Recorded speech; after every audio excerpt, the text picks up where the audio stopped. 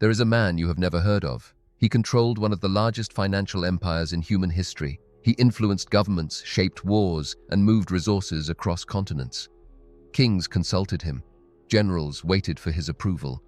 And yet, almost nobody knew his name or understood the scale of his influence.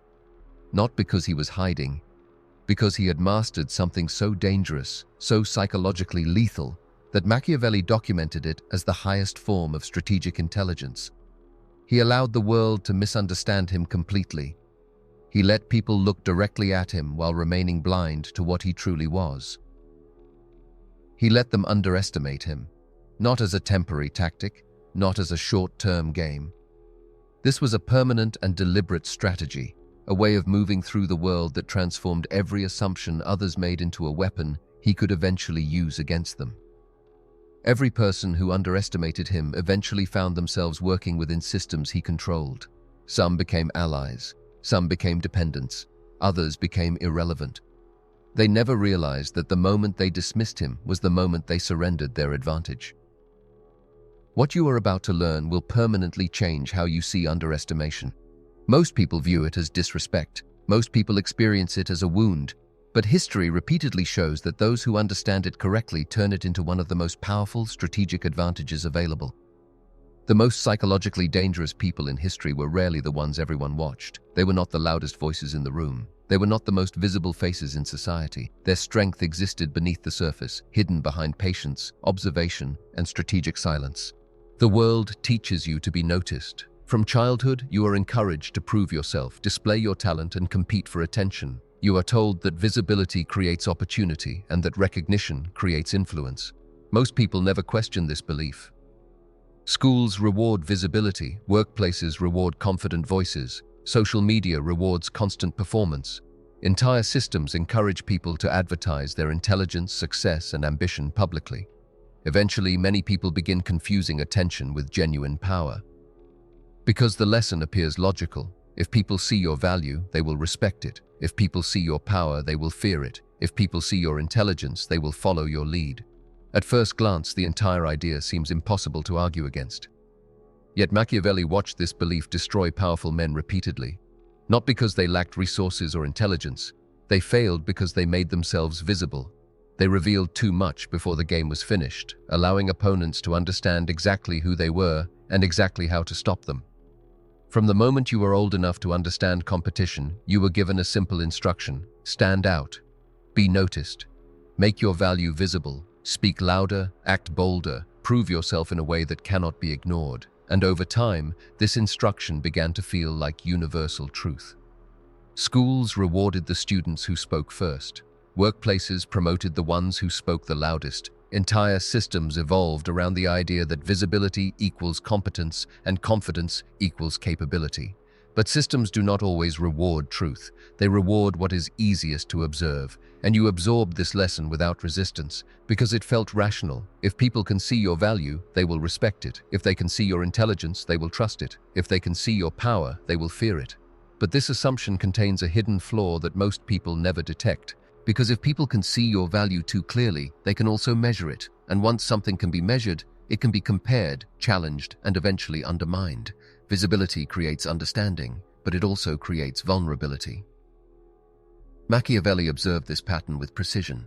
He noted that powerful men often fell not because they were weak, but because they became readable. Once an enemy understands your pattern, your strength becomes predictable. And predictable strength is no longer strength. They fell not because their enemies were stronger, but because they became understandable. They revealed their intentions too early, exposed their methods too clearly, and in doing so, gave others a map of exactly how to defeat them. And once your map is in someone else's hands, the outcome is no longer uncertain. It becomes only a matter of time. Because power is not just about strength, it is about control over information. Think about your own life. The person you find most threatening is rarely the loudest. It is the one you cannot fully understand, the one whose next move you cannot predict. That uncertainty creates discomfort, and that discomfort is psychological power. Schopenhauer described this phenomenon clearly. Human beings evaluate power based on what they can see, which means the moment you stop displaying your strength, you become impossible to categorize. And what cannot be categorized cannot be controlled. Because control requires clarity, and when clarity disappears, so does control. The most powerful individuals in history understood this simple principle. Never allow others to fully map your capabilities. You cannot fight what you cannot measure. You cannot defend against what you cannot predict. And you cannot undermine someone whose real capabilities remain hidden behind assumptions. This is not abstract philosophy. It is the operating system behit, and every form of lasting influence ever accumulated. This is where most people make their mistake. They believe power comes from being recognized. They believe influence begins when people acknowledge their value, but history repeatedly shows the opposite. Recognition often arrives long after real power has already been established.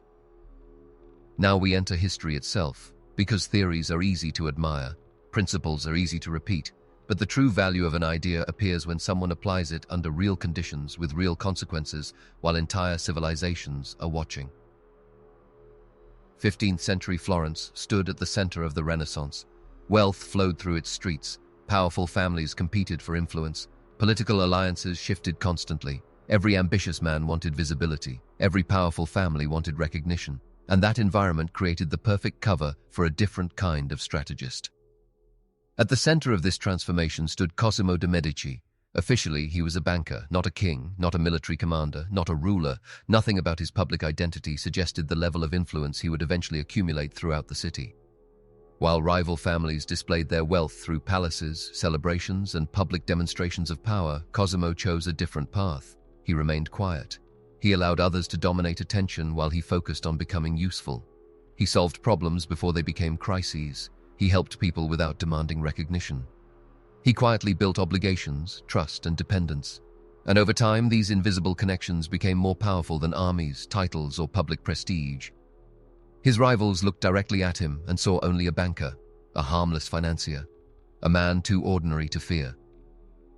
While they monitored one another and competed for visible dominance, Cosimo slowly became the one person everyone depended on without realizing it. Eventually, the Albizzi family recognized the threat. They attempted to remove Cosimo through exile. On the surface, it looked like victory.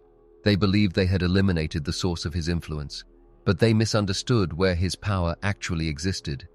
Because his influence was never located inside a title, a building, or a position, it existed inside people, inside relationships, inside obligations accumulated over years of patience. And when he was gone, those invisible systems continued working exactly as they always had. The Albizzi family expected Florence to stabilize after Cosimo's exile. Instead, they discovered something deeply unsettling. The networks he had spent years building continued functioning without instruction. Favors were still repaid, alliances still held, decisions still moved in directions that protected his interests. People he had helped years earlier protected him voluntarily. Merchants defended his interests.